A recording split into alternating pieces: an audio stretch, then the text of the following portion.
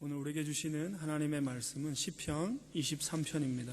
1절부터 2절까지 말씀입니다. 시편 23편 1절에서 2절까지 말씀입니다. 우리 다 같이 한 목소리로 다 같이 합독하시겠습니다. 시작. 여호와는 나의 목자시니 내가 부족함이 없으리로다. 그가 나를 푸른 초장에 누이시며 쉴만한 물가로 인도하시는 도다. 아멘. 오늘부터 한 달 동안 귀한 선교사님을 모시고 우리가 말씀을 듣게 됩니다. 오늘 여호와는 나의 목자시니 라는 제목을 가지고 말씀 전해 주실 때 많은 은혜 받는 귀한 시간이 되기를 바랍니다.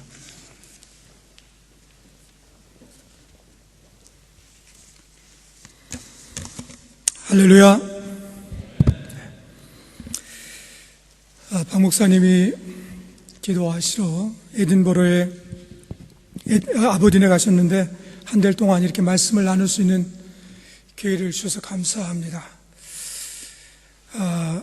오늘 시편 23편 1절과 2절 말씀 가지고 같이 나누고, 또 다음 주에 3절과 4절 가지고 또 말씀을 나누고, 4주에 걸쳐서 시편 23편 말씀을 가지고 하나님이 주시는 은혜를 같이 나누고자 합니다.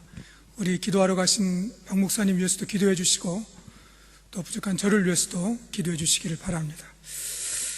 잠깐 기도하고 하나님 말씀 같이 상고하겠습니다. 하나님 아버지, 이 시간 만왕의 왕이 되시고 만주의 주가 되시는 하나님 앞에 우리가 섰습니다. 하나님, 이 시간 우리의 눈을 열어주시고 귀를 열어주시고 마음을 열어주시어서 하나님이 우리 가운데 말씀하시는 것을 듣게 하여 주시옵소서. 무엇보다도 눈을 열어서 하나님이 누군지를 보게 하여 주시옵소서. 그리고 내 자신이 어떤 존재인지를 살피게 하여 주시옵소서. 하나님, 이 말씀이 우리 심령 가운데 검이 되어지고 불이 되어져서 우리의 죄악이 드러나게 해주시고 하나님 앞에 더 가까이 갈 수 있는 그러한 은혜의 시간이 되게 해 주시옵소서. 말씀을 전하는 자나 듣는 자에게 동일한 성령의 기름 부으심이 있게 하여 주옵소서. 예수님의 이름으로 기도하였습니다. 아멘. 신앙 생활에 있어서 가장 중요한 요소가 무엇인가? 여러 가지가 우리 안에 있을 수 있습니다. 그러나 우리 신앙생활의 가장 중요한 요소는 깨닫는 것입니다. 무엇을 깨닫냐면 하나님의 뜻이 무엇인지를 깨닫는 것이 우리 신앙생활에 있어서 굉장히 중요한 요소입니다. 그러면 하나님의 뜻을 깨달으려면 우리가 어떻게 해야 되는가? 하나님의 뜻을 깨닫기 위해서는 무엇보다도 하나님이 누구신지를 알아야 합니다. 이렇게 하나님이 누구신지를 알고 하나님의 뜻을 깨닫게 되어지면 우리 안에 영적인 깊은 만족과 자유함이 있습니다. 오늘 우리가 읽었던 시편 23편의 기자는 이런 영적인 비밀을 알았던 하나님의 사람이었습니다. 그래서 시편 기자는 시편 23편을 시작하면서 이렇게 시작하는 겁니다. 여호와는 나의 목자시니. 여러분, 워드플레이 같지만 왜 시편 기자는 우리가 흔히 쓰는 하나님이라는 단어를 쓰지 않고 여기에서 여호와, 히브리어로 야훼라고 하는 단어를 쓰고 있습니까? 이스라엘 백성들에게 하나님이 된 칭호들은 여러 가지가 있습니다. 엘로힘, 아도나이, 엘샤다이, 야훼, 많은 칭호들이 있는데 가장 오래되고 그리고 이스라엘 백성들 가운데 가장 진지하게 사용되었던 하나님에 대한 칭호는 여호와였습니다. 여호와라고 하는 이 칭호의 의미는 특별히 하나님이 그 백성들과 언약을 맺으면서 그 칭호가 사용되어졌어요. 출애굽기 6장에 보면 6장 2절에서 8절 우리 같이 한번 한 목소리로 한번 읽어볼까요? 출애굽기 6장 여러분 스크린에 떠 있는데 2절부터 8절입니다. 시작. 하나님이 모세에게 말씀하여 가라사대 나는 여호와로라. 내가 아브라함과 이삭과 야곱에게 전능의 하나님으로 나타나셨으나 나의 이름을 여호와로는 그들에게 알리지 아니하였고 가나안 땅 곧 그들이 우거하는 땅을 주기로 그들과 언약하였더니 이제 애굽 사람이 종을 삼은 이스라엘 자손의 신음을 듣고 나의 언약을 기억하노라. 그러므로 이스라엘 자손에게 말하기를 나는 여호와라. 내가 애굽 사람의 무거운 짐 밑에서 너희를 빼어내며 그 구역에서 너희를 건지며 편팔과 큰 재앙으로 너희를 구속하여 너희로 내 백성을 삼고 나는 너의 하나님이 되리니 나는 애굽 사람의 무거운 짐 밑에서 너희를 빼어낸 너희 하나님 여호와인 줄을 너희가 알지라. 내가 아브라함과 이삭과 야곱에게 주기로 맹세한 땅으로 너희를 인도하고 그 땅을 너희에게 주어 기업을 삼게 하리니 나는 여호와로라. 여기에 보면 여호와라는 칭호가 여러 번 등장합니다. 특별히 언약이라는 이 단어와 함께 등장합니다. 오늘 출애굽기 6장에서 보면 하나님과 또 하나님이 선택한 이스라엘 백성과의 언약의 내용이 나옵니다. 7절이에요. 언약의 내용은 뭐냐면 나는 너희 하나님이 되고 너희는 나의 백성이 되는 것이에요. 이게 언약의 내용이에요. 그러면 하나님이 언약에 신실하다라고 표현하는 것은 무엇이냐면 하나님이 하나님 노릇 해 주시겠다는 거예요. 그 백성에게. 심지어는 내가 불순종할다 할지라도 특별히 하나님의 약속을 받고 그 약속이 이루어지지 않고 어려운 가운데 있을지라도 하나님은 하나님의 역할을 충실히 지키시겠다 이 말이에요. 다윗은 이 언약의 하나님을 이렇게 부르는 이유가 있습니다. 왜냐하면 그럴 수밖에 없는 상황에 다윗이 누워 있었기 때문에 그랬습니다. 많은 성경 학자들이 시편 23편의 배경에 대해서 사무엘하 15장에 나오는 사건과 연관을 짓습니다. 사무엘하 15장에 보면 다윗의 아들 압살롬이 반역을 해서 아버지 왕의 자리를 노리고 예루살렘으로 진격해 들어옵니다. 그 소식을 들었던 다윗은 자기의 가족들과 그리고 신하들을 데리고 기드론 시내를 건너서 성경에 보니까 맨발로 울면서 감람산을 올라갔다고 이렇게 표현해 놓고 있어요. 그 인생에서 일어나지 말아야 될 일이 다윗에게 일어난 겁니다. 그리고 아무리 해석하려고 하고 이해하려고 하지만 이해가 안 되는 상황이 자기 눈앞에 벌어진 것입니다. 하루아침에 왕의 자리가 위협받고 지금까지 세워왔던 자기의 그 명예와 위신과 체면이 무너지는 순간이에요. 그런 다윗을 향하여서 시므이는 저주하고 많은 사람들은 조소를 합니다. 그 현실이 하나님이 나를 왕으로 세우시고 그 왕조를 견고케 하겠다고 하는 그 약속과는 전혀 맞지가 않는 거예요. 그때 그 어려운 상황에서 다윗이 붙잡았던 단어는 여호와였습니다.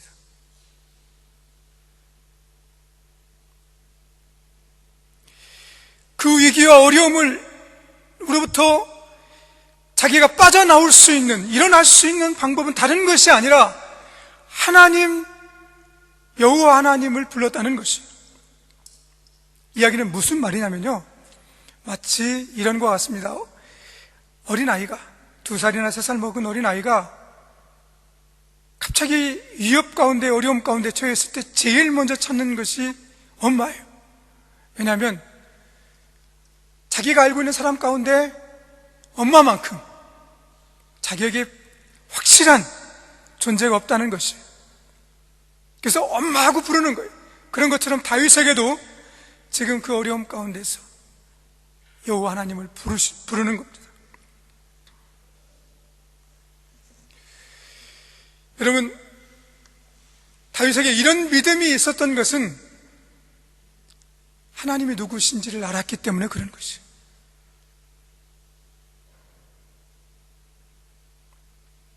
오늘날 많은 성도들이 주일날 어김없이 교회에 나오고, 그리고 예배를 드리고 봉사를 하고 하나님께 찬양을 하고 많은 일로 섬깁니다.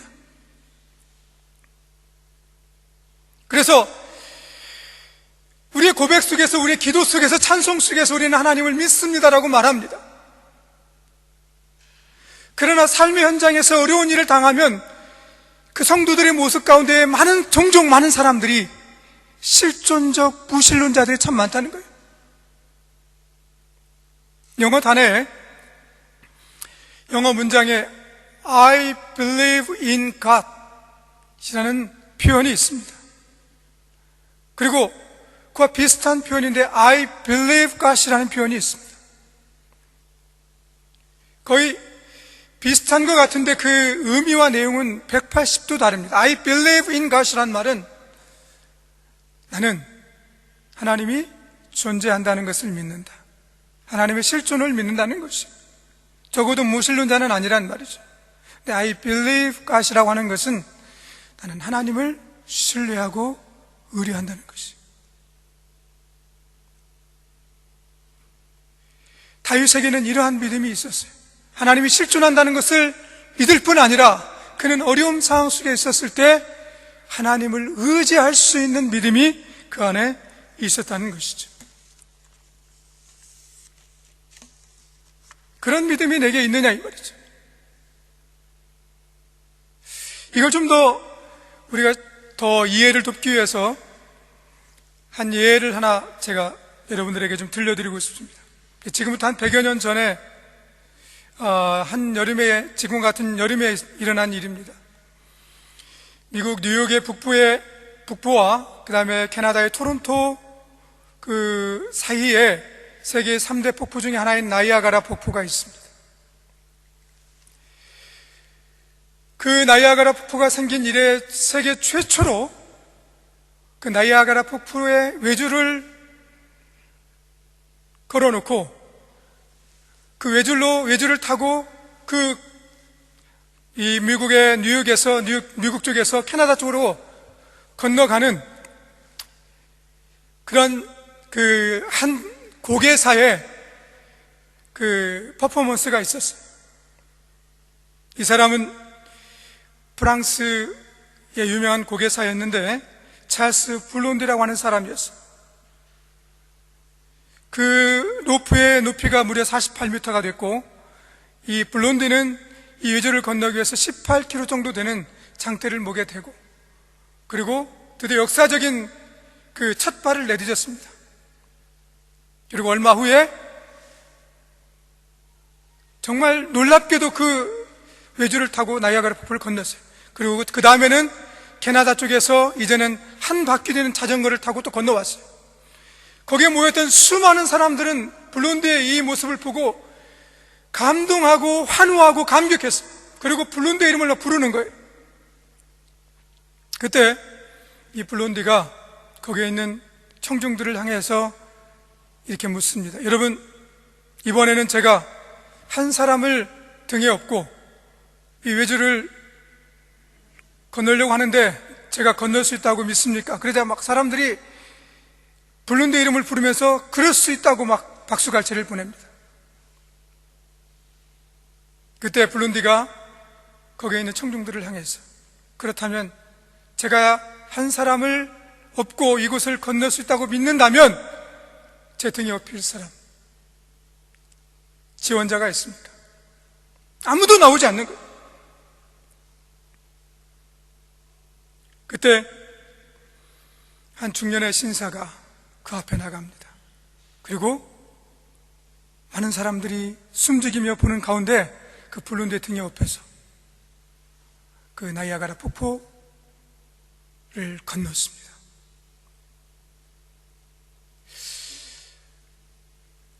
그 위험한 그 상황에 어떻게 이 중년의 신사가 이 블론드에게 자기 자신을 맡기고 그렇게 건널 수 있었는가? 이 사람은 알고 보니까 블론드의 매니저 헨리 콜코드라고 하는 사람이었어요. 이 콜코드는 누구보다도 블론드의 실력을 믿었어요. 그리고 잘 알았어요. 그렇기 때문에 자기 목숨을 맡길 수 있었다는 것이죠. 여러분, 우리가 왜 주님을 믿는다고 하면서, 하나님을 믿는다고 하면서 우리가 왜 우리의 삶을 주님께 맡기지 못합니까? 왜 초조해합니까? 왜 불안하고 두려워합니까? 왜 우리의 자녀의 문제를 맡기지 못합니까? 우리의 미래의 문제를 맡기지 못합니까? 주님을 믿는다고 하는데. 왜냐하면 우리 안에 하나님에 대해서 아는 것이 없다는 것이에요. 하나님을 잘 알지 못한다는 것이에요. Knowing God, 하나님을 알면 하나님에 대한 trusting God, believing God이 되어지고요. 그리고 loving God, 하나님을 사랑하게 되어지고요. 그리고 obeying God, 하나님을 순종하게 되어지는 거예요. 근데 우리는 하나님을 알지도 못하고 사랑하지도 않으면서 순종하려고 하니까 힘든 거예요.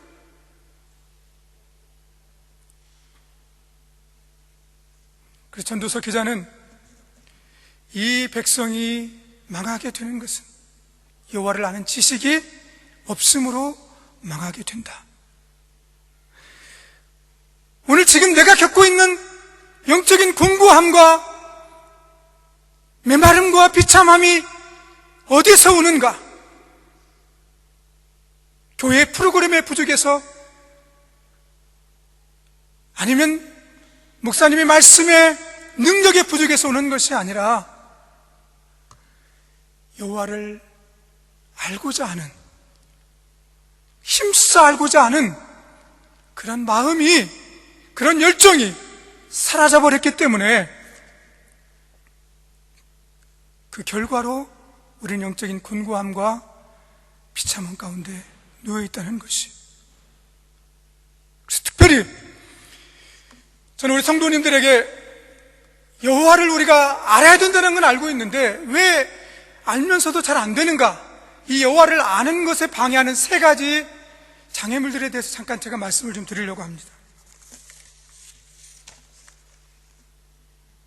첫 번째, 하나님을 알고 체험하고 영적인 풍성함을 경험하는 데 방해하는 첫 번째는 분주함입니다. 다른 말로 표현해서 바쁘다는 것이에요.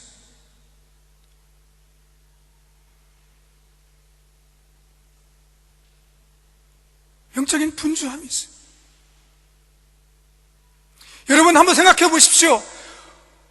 어떻게 움직이는 컵에, 움직이는 그릇에 빗물을 가득 채울 수 있겠어요?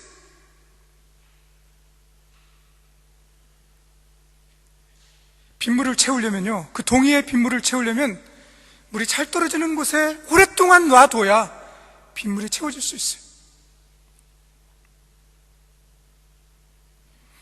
우리가 영적인 깊은 세계에 들어가고 하나님에 대해서 영적인 눈이 열려지고 그 하나님의 알물 안에서 내 영혼이 만족함을 경험하려면 5분, 10분 머물러 가지고 그런 영적인 은혜와 능력을 체험할 수 없습니다. 하나님을 알기 위해서는요, 하나님 앞에 머물러 있어야 돼요.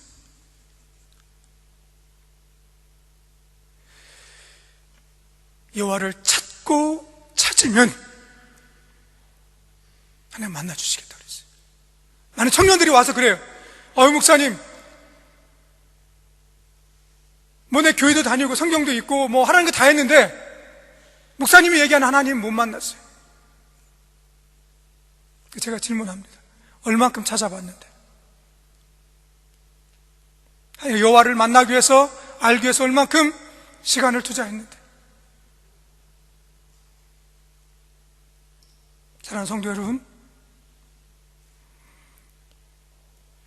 하나님을 알고 하나님을 만나는 일에 바쁠 수 있기를 바랍니다. 아멘. 두 번째, 여호와를 알고 체험하는 것에 방해한 두 번째 요소는요, 나태함이에요. 다른 말로 표현하면 게으름이에요. 여기서 말하는 게으름은요, 우리 생활의 게으름이란 말이 아니라 영적인 게으름이에요. 기도해야 된다는 거 알아요. 말씀 읽어야 된다는 거 알아요. 근데 귀찮은 거예요.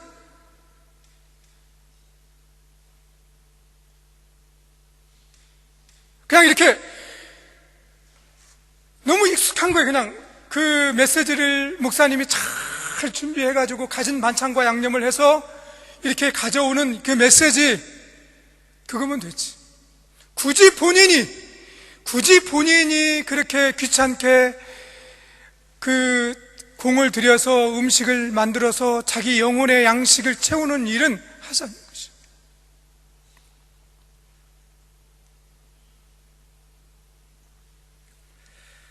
세 번째는 부주의함입니다. 요즘 시대를 가리켜서 영적으로 너무 가벼운 시대다. 하나님의 말씀을 듣지만 마치 롯의 사위처럼 그냥 농담으로 여기는 거예요.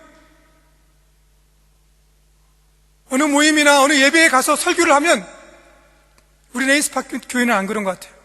근데 딱 다녔으면요, 발장을 끼고 그 다음에 다리를 꼬고 등을 어깨에 딱 기대고 눈을 지그시 감고, 그리고 말을 하지 않지만 무언의 강한 메시지가 오는 거예요. 저에게 어디 한번 나를 감동시켜봐.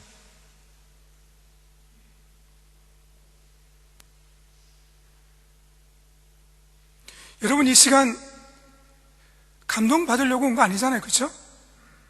우리가 하나님의 말씀을 듣기 위해서 온 거잖아요.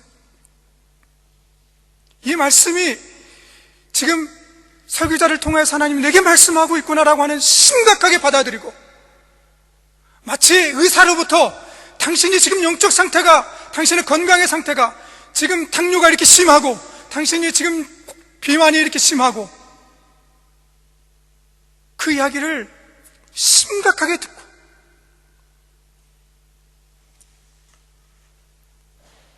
그리고 그것을 고민하는 이런 진지함들을 오늘날 교회와 성도들 속에서 찾아보기 어렵다는 것이,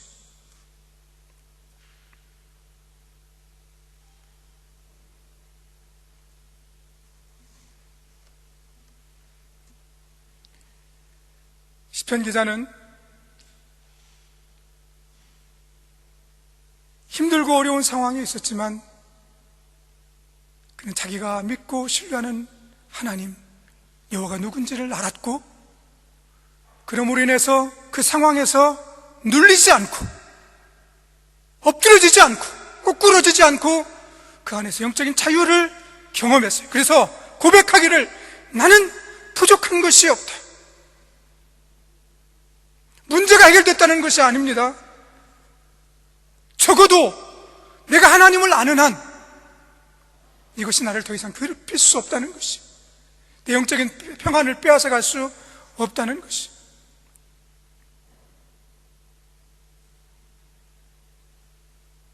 여러분, 이 비밀을 알 수 있기를 바랍니다. 제가 지난번 설교 때도 좋은 소식은 아니지만, 제가 간암 진단을 받고 수술을 했고 여러 차례 재발이 돼서 지금도 제가 치료 중에 있는 것을 얘기를 드렸던 기억이 납니다. 한번 처음 암 진단을 받았을 때는 그래도 그동안 제가 쌓아왔던 제 믿음이 그 정도는, 제 표현이 그랬죠. 그 정도는 이겨내겠더라고요. 근데 두 번째 재발이 되고 세 번째 재발이 되는데 저 영혼의 밑바닥부터 흔들리기 시작하는 거예요. 그때마다 제가 그 깊은 그 영혼의 수렁에서 나올 수 있었던 것은 하나님이 나를 사랑하신다. 그리고 하나님이 나를 향한 계획은 변함이 없으시다. 그리고 내가 믿고 의지하는 하나님, 그분을 붙들고 기다리면 이 또한 지나가리.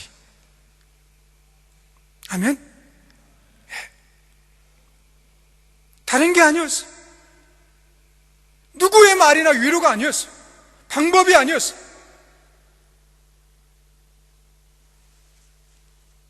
나는 그 힘들고 어려운 상황에서 하나님을 더 알고자 했고, 그리고 그 하나님이 내가 알고자 할 때 하나님은 한 번도 빈손으로 나를 보내지 않으셨어요. 내가 알고자 한 것 그 이상으로 하나님을 열어서 보여주셨고, 내 눈을 열어주셨고, 그래서 그 안에 여전히 힘들고 여전히 어렵지만 그 속에서 영적인 자유함을 경험하는 것이. 오늘 우리가 읽었던 시편 23편 1절을 다시 한번 읽어보겠습니다. 한 목소리로 읽겠습니다. 시작.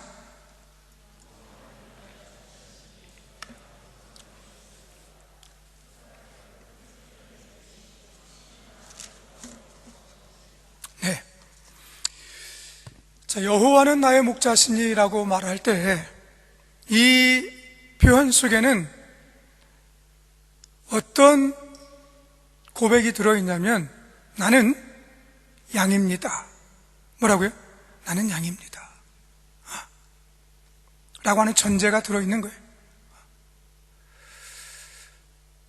왜 다윗은 지금 그 당시에 이스라엘의 왕이었어요. 그러면 이스라엘의 그 공동체 속에서 왕의 위치는 뭐냐면 이스라엘 전체를 이끌어가는 목자의 위치였어요. 정치적으로, 종교적으로. 그래서 목자였어요. 자칭 타칭으로 목자였고 공식적으로 목자 같은 역할을 했어요. 다윗은 그런 위치에 있음에도 불구하고 자기 스스로를 가리켜서 나는 양입니다, 이렇게 굳이 표현을 했을까? 그럼 우리가 양이라고 할 때 우리가 가지고 있는 이미지와 오늘 이 성경이 쓰여져 있는 그 당시와 그 팔레스타인 그 지역의 사람들이 가지고 있는 이미지는 완전히 달라요. 영국에 살고 있는 저희들이 가지고 있는 양에 대한 이미지는 말하라고 하면 푸른 풀밭에, 그 다음에 한가락의 풀을 뜯고 있는, 성격도 온순하고 착해 보이고 순한 양. 그런데 그 팔레스타인 그 고대 근동의 그 시대의 사람들이 가지고 있는 양의 이미지는 어땠냐면 생각이 모자라고 어리석고 고집세고 지저분하고, 그래서요 그 중동 지방에서 가장 심한 욕은 에이 양 같은 놈, 그거예요. 우리나라는 에이, 그렇죠? 가이, 뭐 강아지 같은 이렇게 얘기하잖아요. 그렇게 말하는데 중동에서는 가장 모욕적이고 심한 욕이 뭐냐면 에이 양 같은 놈. 그만큼 양이라고 하는 이 짐승이 아주 고집세고 어리석고 생긴 것하고 다르게 아주 다루기가 어렵다는 것이에요. 그래서 이사야서 53장에 보면 이사야 선지자가 패역한 이스라엘 백성들을 가리켜서 말하면서 그렇게 고백하고 있잖아요. 우리는 다 양 같아서. 양이 어땠다고요? 그릇 행하여 잘못된 길로 가고, 그리고 각기 제 길로 고집대로 가고. 이게 양이에요, 양. 그리고 양은 성격만 그런 것이 아니라 시력도 안 좋았어요. 겨우 볼 수 있는 게 2m, 3m. 그러니까 길을 자주 잃어버리는 거예요. 그래서 예수님이 누가복음 15장에 가서 보면 잃어버린 양. 그 이유가 뭐냐면 자주 길을 잃어버려요. 그리고 양의 신체적인 조건은 스스로를 보호할 수 있는 게 아니에요. 토끼처럼 빠른 그런 발을 가졌거나 사슴처럼 긴 것을 가졌다든지, 아니면 곰처럼 사나운 발톱을 가졌다든지, 어떤 맹수로부터 자기를 지켜낼 만한 아무것도 가지고 있지 않은 거예요. 이게 양이에요. 바꿔서 얘기하면 다윗은 지금 이게 나다. 이게 나다. 내가 왕이지만, 한 나라의 왕이지만, 그래서 통치를 하고 있지만, 나의 실체는, 나의 인간의 본성은 고집스럽고 어리석고, 그리고 한 치 앞도 판단을 못하고, 그리고 스스로를 지킬 수 없는 그런 연약한 존재이다. 그래서 나는 목자가 필요하다. 사랑하는 성도 여러분, 우리가 어떻게 은혜를 받을 수 있을까요? 여러분, 말씀을 듣다가 감동해서 눈물이 날 때가 있죠. 근데 왜 그렇습니까? 딱 두 가지예요. 하나는 하나님이 어떤 분이신가, 나에게. 또 하나는 내가 얼마나 비참하고 연약한 존재인가. 이 두 가지. 이것이 우리가 은혜를 체험하는 데 있어서 들어가는 두 문이에요. 오늘 이 시편 기자는 여호와는 목자시다라고 말하지 않고 여호와는 나의 목자시다라고 말하고 있어요. 무슨 얘기냐면요, 그냥 양이라고 그래서 하나님이 그냥 다 목자가 되어준다는 말이 아니에요. 여러분, 좀 더 제가 솔직하게 얘기할까요? 여러분, 교회 나온다고 그래서 주님이 여러분의 다 목자가 되어주는 것이 아니란 말이에요. 제가 표현이 이상한가요? 왜요? 목자들은 어미의 양이 아기를, 새끼 양을 낳거나 아니면 시장에 가서 양을 사오면 첫 번째로 하는 일이 뭐냐면, 자기 양이 되었을 때 그 양의 귀를 뚫어서, 아니면 거기에 이니셜을 새겨서 자기의 소유라고 하는 것을 표시합니다.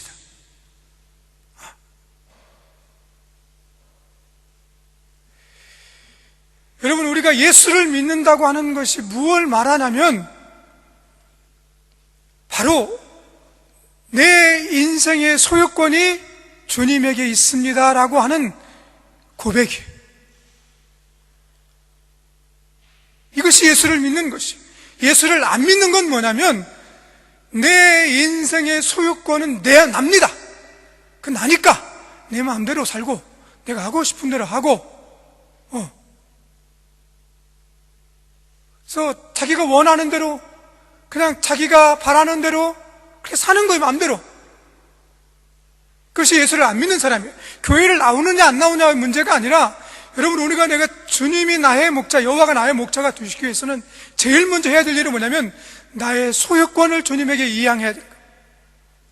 바꿔서 얘기하면 내 귀에, 내 심장에, 내 영혼에 하나님의 요한계시록에 말하는 인이 있어야 된다는 말이에요. 인이.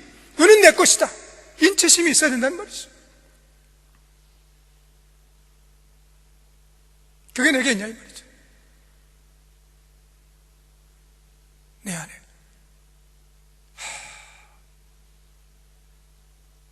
나는 주님의 소유야. 그래서 주님이 나의 목자이시기 때문에 나를 책임지실 거예요.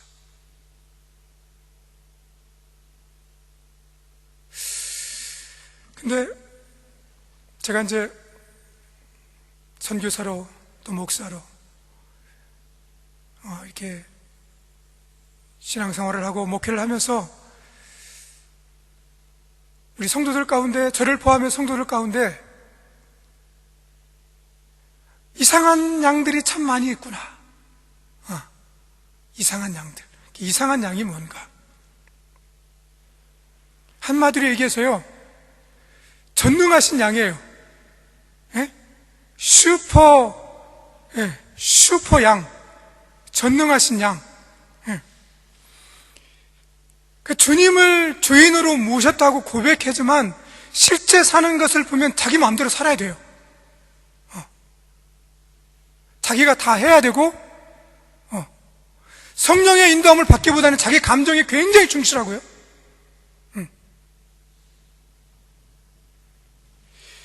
말씀의 인도함을 받기보다는 느낌이나 생각, 세상적인 풍조에 더 영향을 받고요.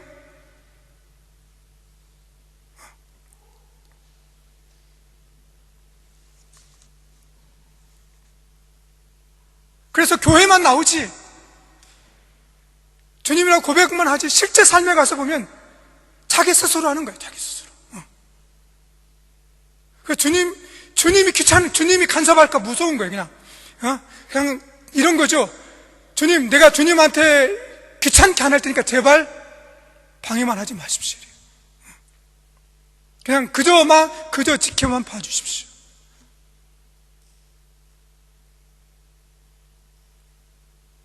여러분, 내가 예수를 믿었다고 하는 것은 나의 소유권을 주님 앞에 드리는 것이, 그리고 주님이 가라 하면 가고 쓰라면 쓰고,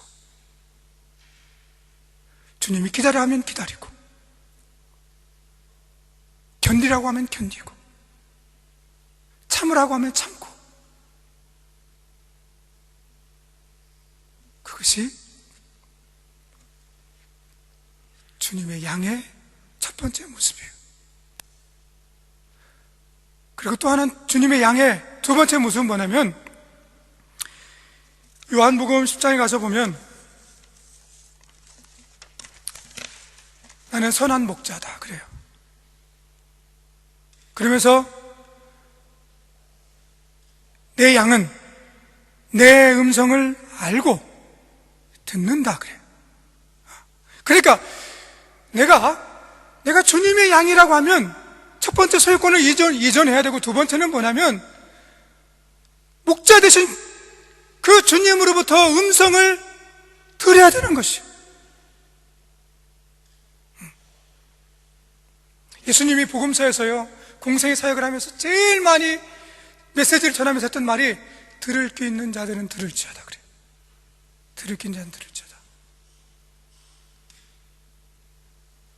제가 어제 그 부부 성경 공부를 하면서 한 자매가 자기 둘째 아이가 한 이야기를 들으시는데 너무 하여튼 그 이야기를 듣고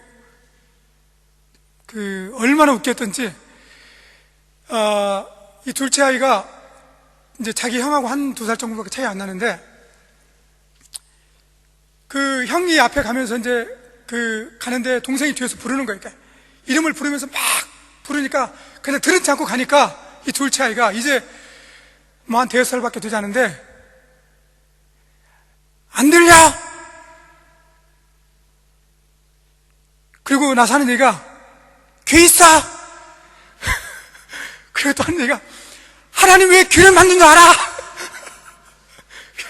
그 이야기를 들으면서 자기가 이 자매가 자기 애들한테 하는 얘기를 이 둘째가 엄마가 하는 그대로 하더라는 거예요. 우리 많이 쓰잖아요. 귀는 뒀다가 뭐해? 이러면서. 여러분, 듣는다는 게 뭡니까? 듣는다는 게. 여러분, 저 지금 오늘 시편 23편 1절과 2절 말씀을 듣고 있죠. 그러면 이 말씀을 들었다, 안 들었다를 뭘로 구분하냐면요, 정말 들은 사람은 이 말씀이 자기의 삶 속에서 결과로 나타난 사람이 들은 사람이에요. 아멘?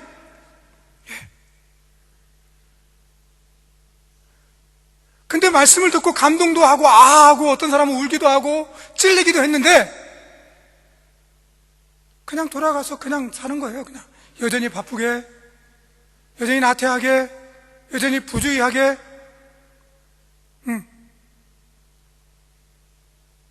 자기 자신을 보라고 하니까 자꾸 주변 사람들만 보는 거예요. 판단하고. 우리가 신앙생활을 오래 하고요, 나이가 먹어가면 우리가 조심해야 될 게 있어요. 전문성이 우리 안에 생겨요. 이건 아주 안 좋은 은사인데, 그냥 딱 사람을 만나서 한 10분, 20분 몇 번 만나면요, 그 사람 딱 보이는 거예요. 야, 저 사람 진짜 말 많네.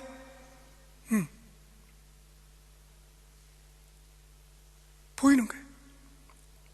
우리는 다른 사람들을 보는 데는 전문가예요. 그런데 자기 자신에 대해서는 보려고 하지 않아요. 그 착각 속에 살아요. 봉사하고 주일 예배 나오고 수요예배 나오고 새벽 예배 나오고 큐티하고 목자하고 목장 나가면 괜찮은 사람인 것처럼 사는, 괜찮은 것처럼 착각한다는 말이죠. 여러분, 다윗은 하나님이 봤을 때 마음이 아픈 사람이었어요. 그는 성경의 인물들 가운데 영성의 대가로 하면 그 대가의 진에 들어갈 수 있는 사람이었어요. 그랬던 그가, 나는 양입니다, 나는 하나님 없이는 살 수 없는 존재입니다, 이럴 때 하나님을 만나게 되어지는 거예요.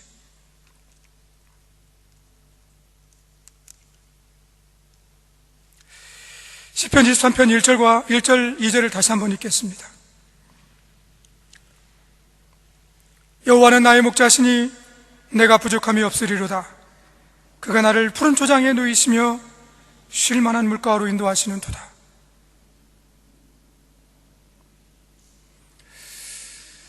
다윗은 어렸을 때부터 목동으로 살았어요. 그래서 이 시를 쓰면서 목자라고 말할 때 목자가 무슨 역할을 해야 되는지 누구보다도 잘 알았어요. 목자는 양들을 위해서 많은 일들을 합니다. 거의 24시간을 같이 지내는데 그 많은 일들 가운데 딱 두 가지를 압축하면, 하나는 영어로 provider, 공급자.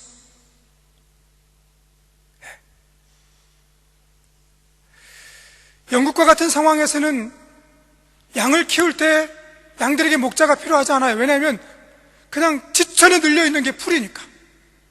그러나 팔레스타인 거친 사막과 바위산과 돌짝밭에 있는 그곳에서 자라는 양들에게는 목자가 없으면 단 한순간도 살 수가 없는 거예요. 그래서 목자가 하는 역할은 뭐냐면, 그 양떼들을 목동에, 어린 목동에 맡겨놓고 이 대목자는 그 다음날 양떼들이 먹을 수 있는 목초지를 찾아다니는 겁니다. 그리고 먹을 수 있는 물이 있는 곳을 찾아다니는 거예요. 그래서 그것을 발견하면 그 양떼들을 데리고 가서 먹이시는 거예요.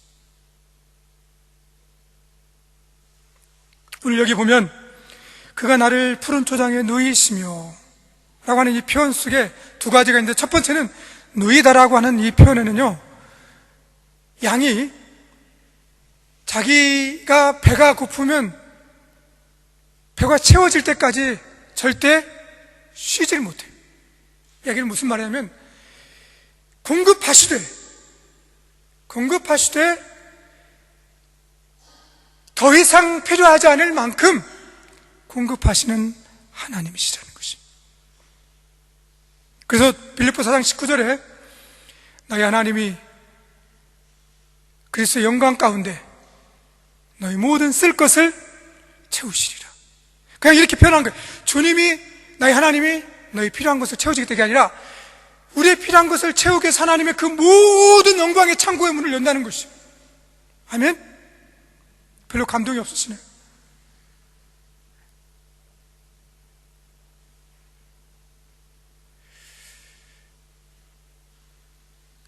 근데 중요한 것은요, 빌립보 4장 19절에 보니까 우리 원하는 것이 아니라 필요한 것이, 필요한 것. 하나님 우리의 필요를 알고 계십니다. 그리고 그 필요를 알 뿐 아니라 그 필요를 채워주시는 분이십니다. 그것을 믿습니까?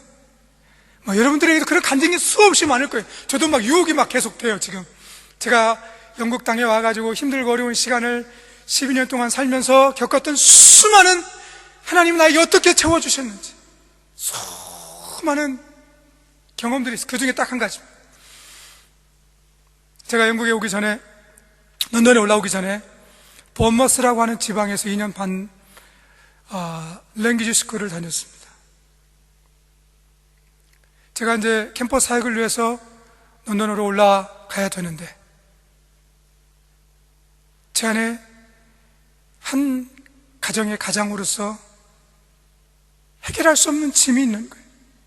그것은 재정적인 압박이었습니다. 본머스에서 지금 매달 내고 있는 렌트비의 딱 2배를 런던에 이사하는 순간 내야 되는 거예요. 제가 선교사이기 때문에 제 후원자들에게 여러 차례 제 상황을 설명하고 후원을 요청했지만 돌아오는 것은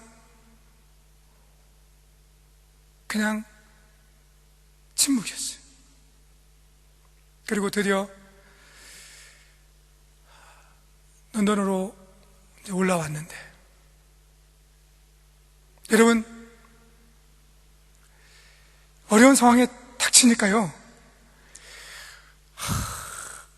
하나님을 믿는다고 하면서도 위협과 어려움이 있으면요, 우리가 콕 빠지는 함정이 있어요. 이게 뭔지 아세요? 이 똑똑한 머리예요. 네. 여러분, 그래서요, 우리가 믿음의 길을 가면서, 아브라함도 그랬어요. 아브라함도 75세에 자녀를 약속받았지만 25년을 기다리는 동안에 하나님의 약속이 더디 이루어지니까 인간적인 방법을 쓰는 거예요. 그것이 하갈이었고 이스마엘이었어요. 저도 명색이 선교사로 왔는데, 그리고 선교사는 믿음으로 페이스 미션인데, 당장 다음 달에 월세 1200파운드를 내야 되는데 안 되는 거예요. 그때 위에는 3베드고 그 다음에 그 1층에는 라운지하고 다이닝룸 2개가 있었어요. 2개 다 방이었어요. 제 아내가 저보다 훨씬 더 믿음이 좋은데 거의 강압과 강요와 남편의 권위로 아내의 믿음을 무너뜨리고 제가 2층에 더블 베드룸을 비워놨어요. 그리고 그 방을 쉐어해서 나머지 부족한 집세를 채워야 되겠다. 근데 안 나가는 거예요. 결국은 포기하고 우리가 올라갔어요. 근데 문제는 해결되지 않는 거예요. 근데 그때부터 하나님이 일을 시작하신 거예요.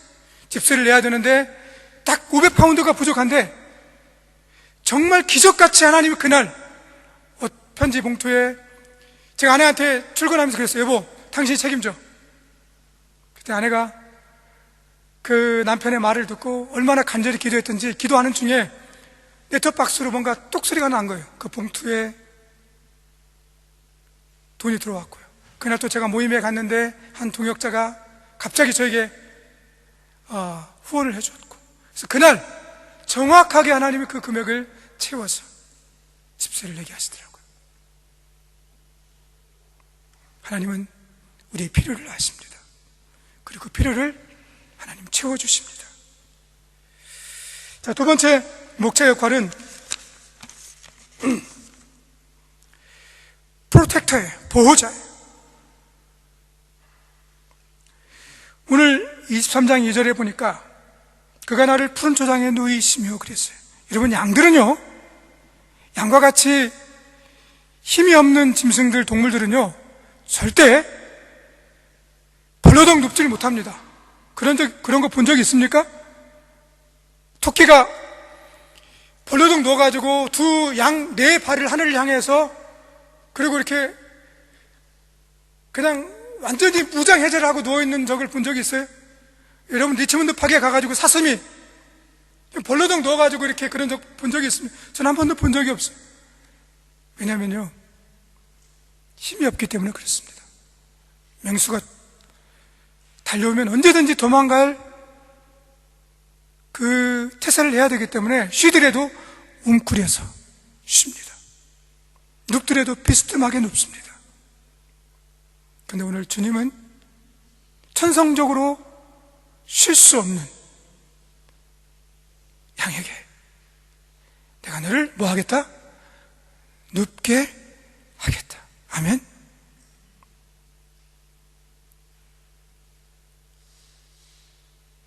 이것이 주님이 주시는 평화예요. 정말 주님이 나의 목자가 되신다면 우리 안에 이런 영적인 자유함이 있어야 돼요.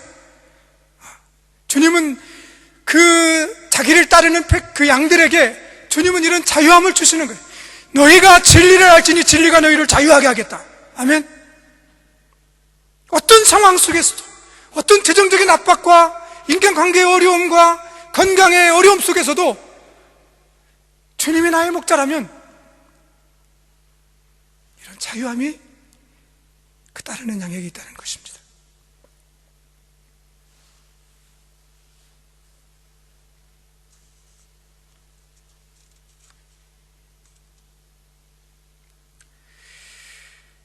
자, 마지막으로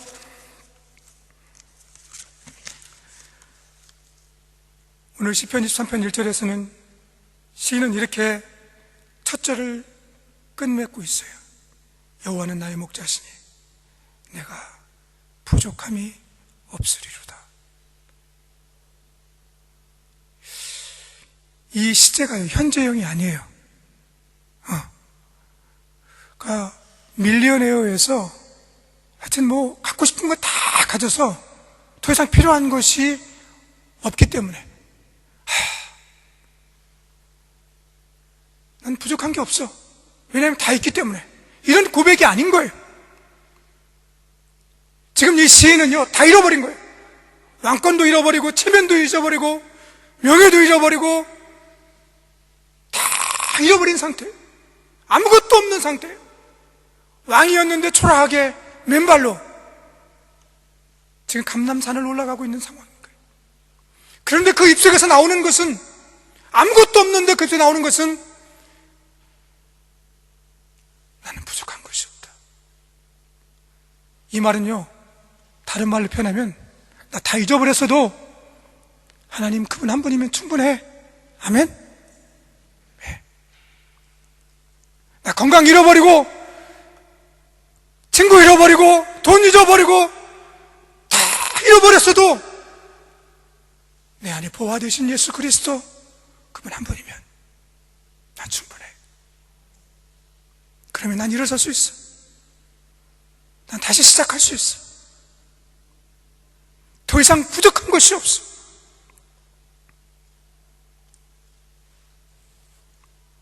우리가 어떻게 이런 영적인 자유함을 누릴 수 있을까요? 이것은 깨달음에서부터 시작합니다. 여호와 하나님이 누구신지, 그 하나님을 알게 되었을 때 그 하나님을 의뢰하게 되어지고, 그리고 나의 실체와 영적인 현주소를 보게 되었을 때 더 이상 내가 내 이런 모습 살 수 없구나. 그래서